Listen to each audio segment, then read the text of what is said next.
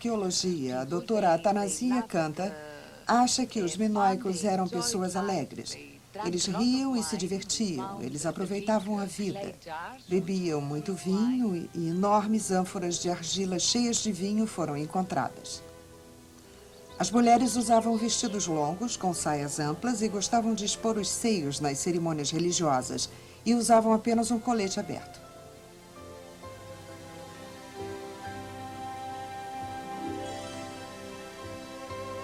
Elas tinham cabelos compridos que eram presos em penteados elaborados. Pintavam os lábios e os olhos.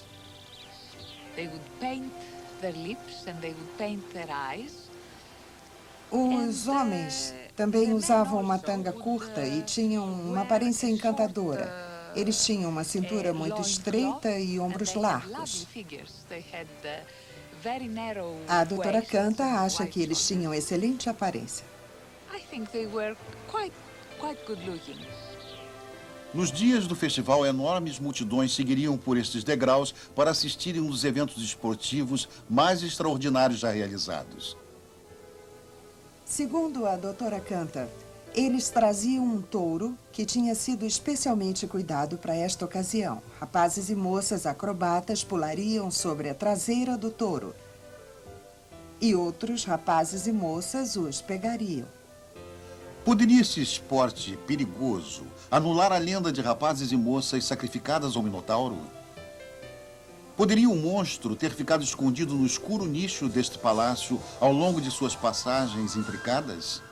Uma coisa é certa, que Knossos, com seus 400 quartos, foi uma vez a capital de uma grande potência. Os magníficos palácios descobertos em Creta compartilham uma notável característica. Nenhum deles era fortificado. Eles não eram um povo militarista. Eles pareciam ter sido cultos e desenvolvidos, não diferente do povo na história de Platão sobre a Atlântida. A doutora Kanta diz que o legado dos minoicos foi um amor pela arte, amor pela cor e talvez um amor pela vida.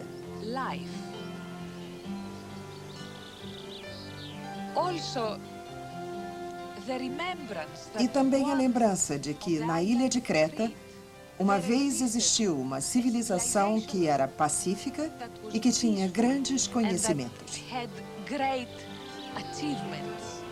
Será que este era o utópico mundo da Atlântida perdida? Existem poucas provas convincentes. O touro é um tema que se repete na arte minoica. Suas muitas representações em muitos tesouros minoicos repetem as descrições de Platão sobre a Atlântida.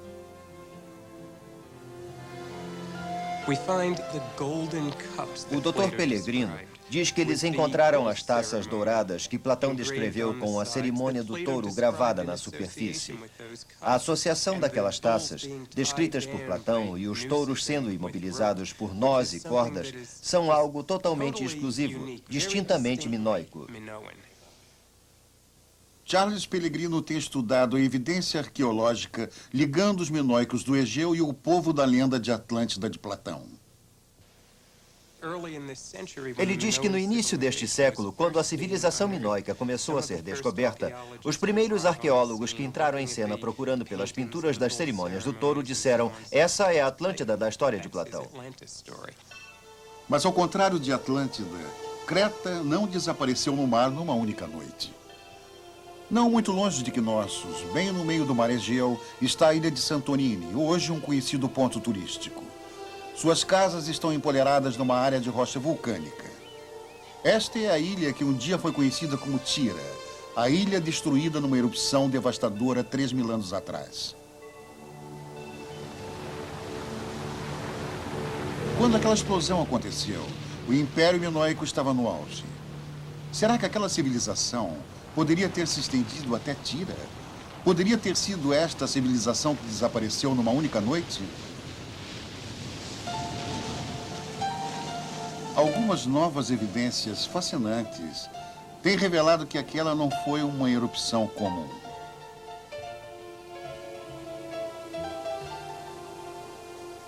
O desastre em Tira foi a maior explosão já vista pelo mundo. O Dr. Pellegrino diz que é só imaginar um conjunto de 150 bombas de hidrogênio explodindo no mesmo lugar com um intervalo de um soluço. Imediatamente depois da explosão, teríamos um buraco de quase 13 quilômetros de largura com 2 de profundidade. O Mediterrâneo inteiro tentou preencher aquele buraco rapidamente. Por algum tempo, teríamos cachoeiras que poderiam envergonhar as cataratas do Niágara. O Queen Elizabeth II, navegando na margem daquela cachoeira, pareceria um pequeno galho boiando. Foi uma explosão tremenda. Os seres humanos nunca viram nem ouviram nada como aquilo, nem antes nem depois. A erupção causou um macarel que alcançou quase 50 quilômetros para o interior das margens do Egeu. O Dr. Pellegrino diz que a onda deve ter alcançado uma altura de quase 250 metros. É como se uma onda chegasse à metade do Empire State Building. A própria explosão deve ter sido sentida em vários continentes. Teses científicas e antigos registros possibilitaram precisar o ano de 1628 a.C. como ano da explosão que lançou uma densa nuvem de cinzas no Mediterrâneo Oriental e no mundo todo. Durante 9 dias, ninguém conseguia ver o rosto de seus companheiros. O sol ficou encoberto e os homens não viam seu brilho nem mesmo por uma hora. Ninguém sabia quando era meio-dia. Nem uma sombra era visível. O sol do céu parecia a lua. Estas palavras de um escriba egípcio lembram as descrições bíblicas da escuridão que cobriu a terra. Há evidências do ano exato em que a nuvem de cinzas atingiu a China.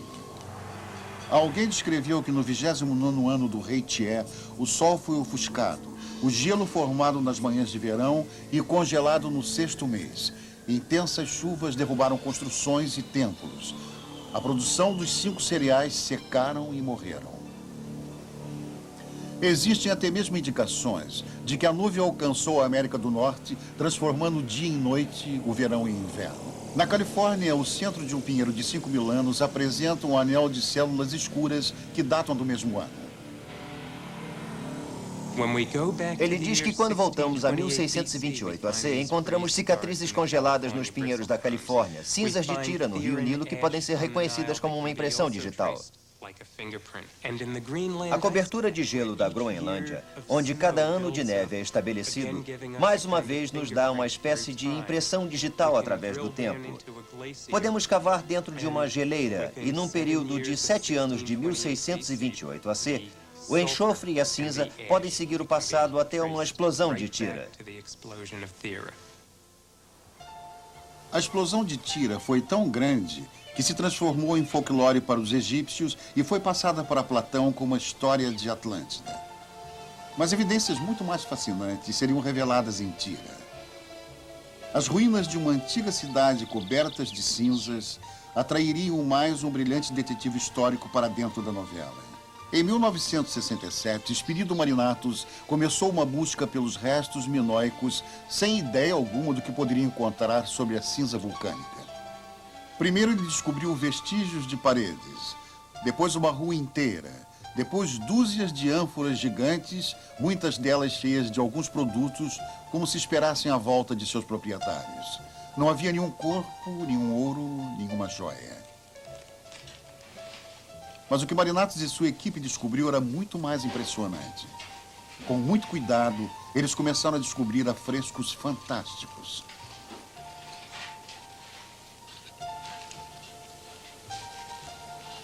No século XX, pinturas maravilhosamente preservadas durante 3.000 anos numa sepultura de cinzas estavam revelando um retrato da vida nesta cidade há muito esquecida.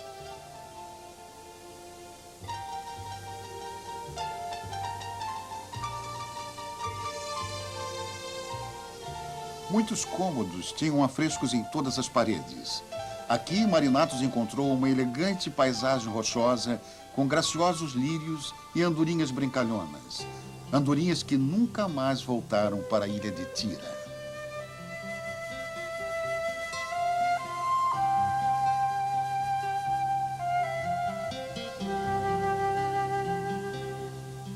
O Dr. Pellegrino conta que eles encontraram afrescos em todas as casas, praticamente em todos os cômodos, o que o povo aparentemente amava e que é muito diferente do que já foi encontrado em qualquer lugar do mundo. No Egito e na Síria, o tema quase sempre é guerras e conquistas. E na ilha de Tira, o que encontramos são pinturas de mulheres colhendo açafrão, crianças brincando de lutar umas com as outras.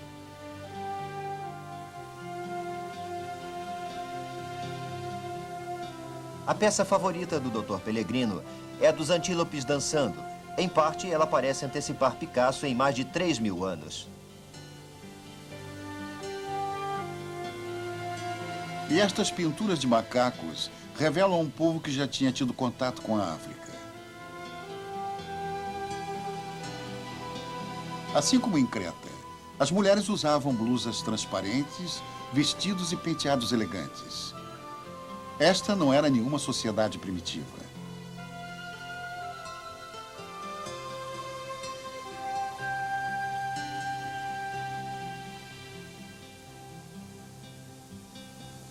Será que esta jovem com rabo de cavalo era do povo perdido de Atlântida? Havia crianças dormindo nestas camas naquela noite fatídica? Todas as evidências apontam Tira como uma próspera ilha, seus portos cheios de barcos. Segundo a lenda de Platão, a área era densamente povoada com casas.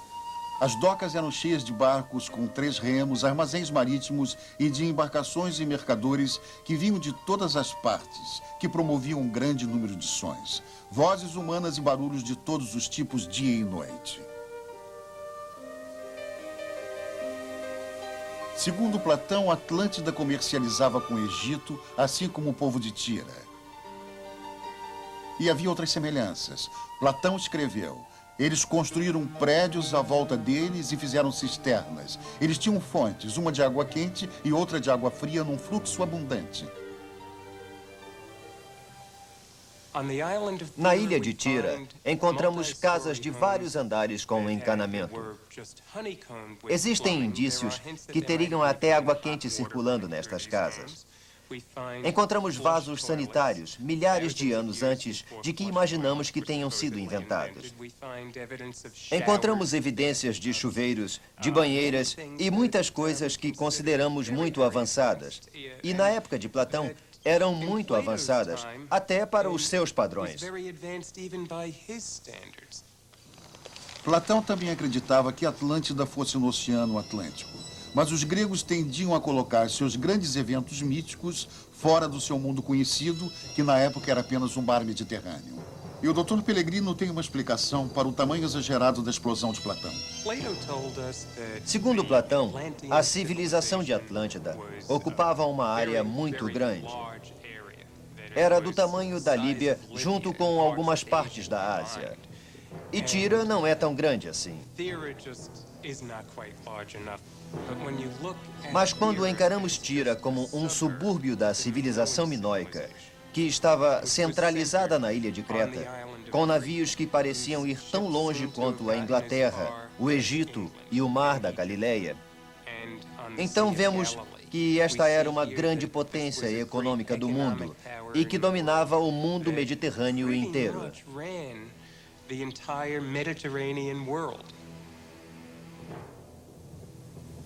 É como se a lenda de Atlântida fosse a história da civilização minoica. Quando o vulcão de Tira explodiu, ele teria destruído a marinha minoica em Creta, precipitando um lento e implacável declínio. A doutora Kanta explica que a explosão em Tira produziu uma série de terremotos catastróficos que destruíram os palácios de Creta há cerca de 1450 anos antes de Cristo. O único palácio que sobreviveu foi o Palácio de Knossos. E por mais 50 anos, mais ou menos, Knossos continuou a ser um palácio próspero. Mas agora os micênios eram os chefes deste palácio.